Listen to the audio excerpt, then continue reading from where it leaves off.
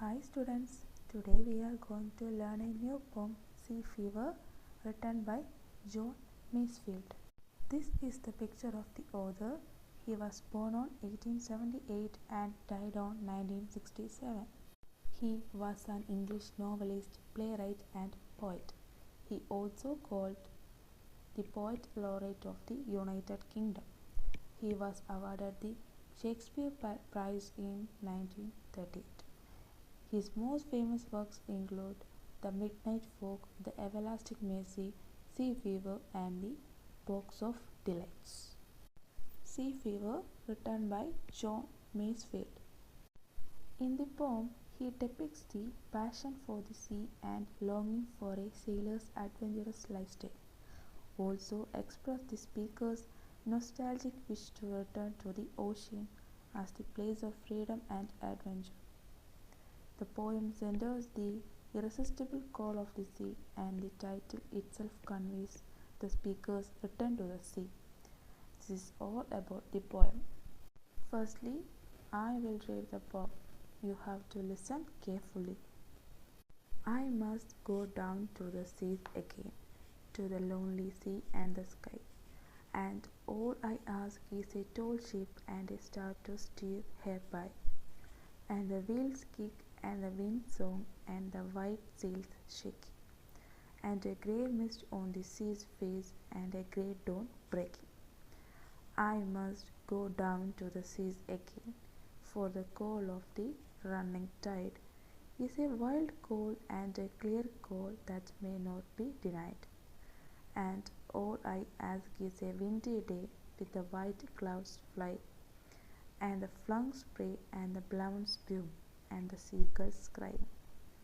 I must go down to the seas again, to the vagrant gypsy life, to the gull's way and the whale's way, where the wind like a weighted knife.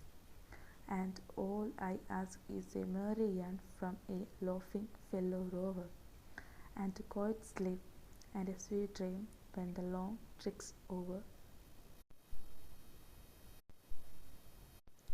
I must go down to the sea again, to the lonely sea and the sky, and all I ask is a tall ship and a steer to steer her by, and the wheels kick and the wind song and the white sail shake, and a grey mist on the sea's face and a grey dawn breaking. Lonely, unhappy, or being without company, steer to guide or control, shaking to move something, dawn, early morning. So, from the first stanza, the speaker expresses the longing to return to the sea, where they feel a deep connection to nature and adventure.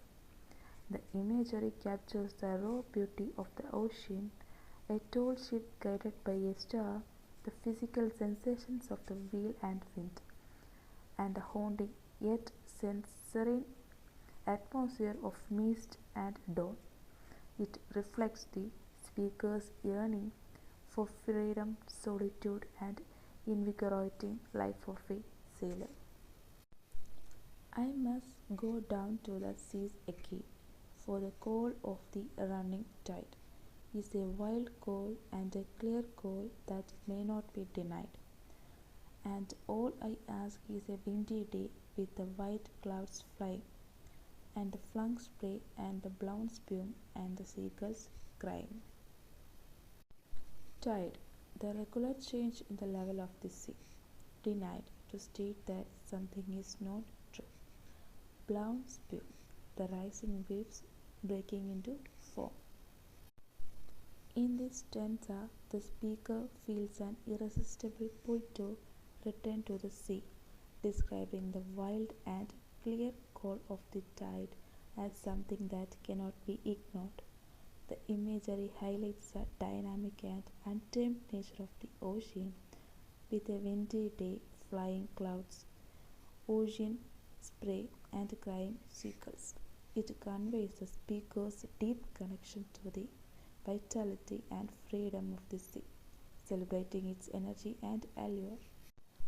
I must go down to the seas again, to the vacant gypsy life, to the gulf's way and the whale's way where the wind's like a whetted knife. And all I ask is a merry yarn from a laughing fellow rover, and quiet sleep and a sweet dream when the long trick's over. Vagrant, a homeless wanderer, gypsy, one who moves from place to place, waited to sharpen the blade of a tool or weapon. Rover, a person who spends their time for traveling. So, here the stanza, the speaker expresses a longing for the adventurous and free-spirited gypsy life of the sea, following the paths of gulls and whales through harsh, wind-swept conditions. Despite the challenges, the speaker values the yarns of a fellow sailor sharing cheerful stories.